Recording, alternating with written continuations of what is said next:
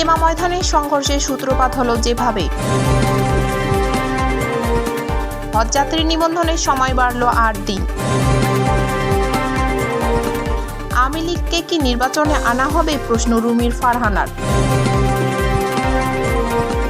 আগামী ৪২ বছরেও আওয়ামী লীগ ক্ষমতায় আসতে পারবে না দুলু। এতক্ষণ শুনছিলেন শিরোনাম, এখন বিস্তারিত। ইজতেমা ময়দানের সংঘর্ষে নিহত ৩, আহত শতাধিক। গাজীপুরের টঙ্গীর বিশ্ব ইজতেমা ময়দানে মাওলানা সাদ ও মাওলানা জুবায়ের পন্থীদের মধ্যে সংঘর্ষে ৩ জন নিহত এবং শতাধিক আহত হয়েছে। বুধবার ভোরে বিদেশি নিবাসের কাছে এই সংঘর্ষ হয়। নিহতদের মধ্যে কিশোরগঞ্জের আমিনুল ইসলাম বাচ্চু, বগুড়ার তাইজুল ইসলাম এবং ঢাকার বেলাল রয়েছেন। সংঘর্ষের কারণ স্থানীয় সূত্র জানায়, ২০ ডিসেম্বর থেকে 5 দিনের জোড়া ইজতেমার আয়োজনের জন্য সাদ অনুসারীরা ময়দানে প্রবেশের চেষ্টা করলে জুবায়ের পন্থীরা বাধা দেয়। রাত ৩টার পর সাদ অনুসারীরা ময়দানে প্রবেশ করে পাহারায় থাকা জুবায়ের পন্থীদের উপর হামলা চালায়। ঘুমন্ত অবস্থায় থাকা মুসল্লিদেরও আক্রমণ করা হয়। সংঘর্ষে উভয় পক্ষের মুসল্লি আহত হন। আহতদের টঙ্গী ও ঢাকা মেডিকেলে ভর্তি করা হয়েছে। পক্ষগুলোর বক্তব্য, মাওলানা জুবায়ের মিডিয়ার সমন্বয়কারী হাবিবুল্লাহ রায়হান অভিযোগ করেন, সাতপন্থীরা সন্ত্রাসীদের দিয়ে হামলা চালিয়েছে। অন্যদিকে সাতপন্থী মিডিয়ার সমন্বয়কারী সাইম বলেন, শান্তিপূর্ণভাবে প্রবেশের চেষ্টা করার সময় তাদের উপর হামলা হয়। টঙ্গী পশ্চিম থানার ওসি জানান, পুলিশ পরিস্থিতি নিয়ন্ত্রণে এনেছে এবং বর্তমানে পরিস্থিতি স্বাভাবিক রয়েছে।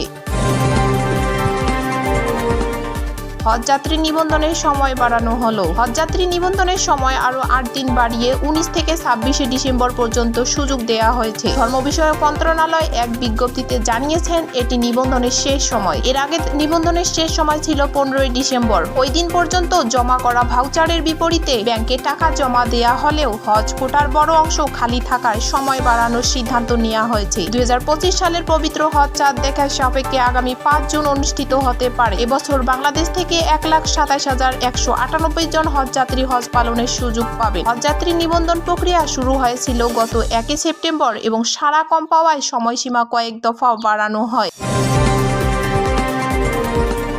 আওয়ামী লীগ নির্বাচনে আসবে কি, প্রশ্ন রুমির ফারহানার।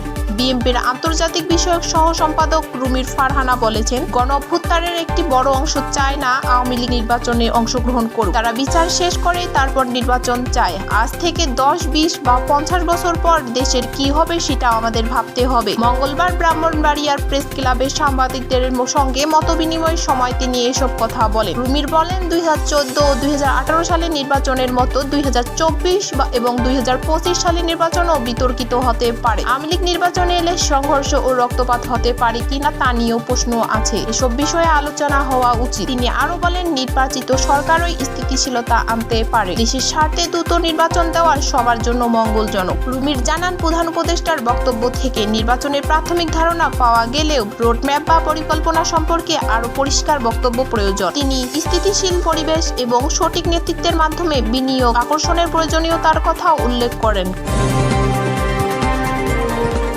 আগামী ৪২ বছরেও আওয়ামী লীগ ক্ষমতায় আসতে পারবে না দুলু। বিএনপির কেন্দ্রীয় নেতা ও সাবেক মন্ত্রী রুহুল কুদ্দুস তালুকদার দুলু বলেছেন, আগামী ৪২ বছরেও আওয়ামী লীগ ক্ষমতায় আসতে পারবে না। তাদের ফ্যাসিবাদী শাসনে মানুষ অতিষ্ঠ ছিল। ভোট, ভাত এবং গণতন্ত্রের অধিকার তারা কেড়ে নিয়েছে। মঙ্গলবার নটরডাঙ্গা উপজেলার রামশা গাজীপুরে এক বিজয় সমাবেশে প্রধান অতিথির বক্তব্যে তিনি এসব কথা বলেন। দুলু আরো বলেন, গণতন্ত্র হত্যাকারীদের বিচার বাংলার মাটিতেই হবে। তাদের ক্ষমা করা যাবে না। আওয়ামী লীগের শাসনে নির্যাতনের শিকার হয়ে বহু হিন্দু পরিবার বাড়িঘর ছেড়েছে। সংখ্যালঘুদের নিরাপত্তার বিষয়ে তিনি বলেন, কোনো হিন্দু, খ্রিস্টান বা বৌদ্ধ সম্প্রদায়ের উপর হামলা হলে কঠোর ব্যবস্থা নেওয়া হবে। আমি তাদের পাশে আছি এবং থাকব। অনুষ্ঠানে আরো বক্তব্য রাখেন নাটোর জেলা বিএনপির আহ্বায়ক শহীদুল ইসলাম বাচ্চু, সদস্য সচিব রহিম নেওয়াজ এবং জনপ্রিয় সঙ্গীত শিল্পী মনির খান।